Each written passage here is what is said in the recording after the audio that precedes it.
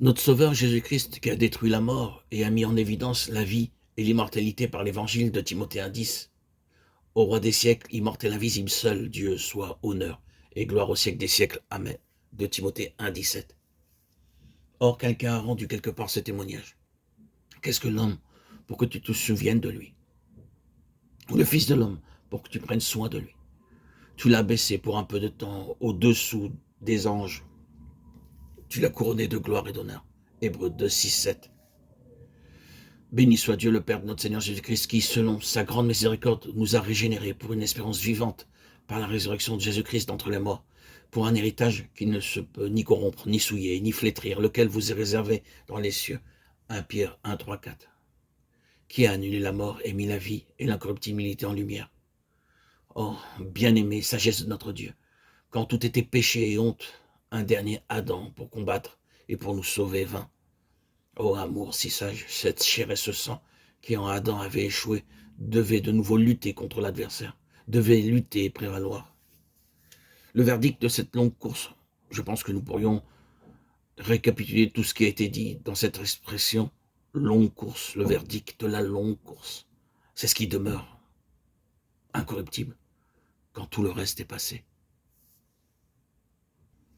C'est le verdict sur la vie et l'œuvre. Qu'est-ce qui restera pour la louange et la gloire de Dieu? Ce mot incorruptible, c'est le mot qui gouverne tout, éprouve tout et qui est la norme de tout. Réfléchissons un petit peu sur ce que signifie la couronne de l'incorruptible. La couronne de l'incorruptible, c'est la gloire. C'est implicite et explicite dans les passages que nous avons entendus. Le verdict sur la vie du Seigneur Jésus est uniquement ce verdict.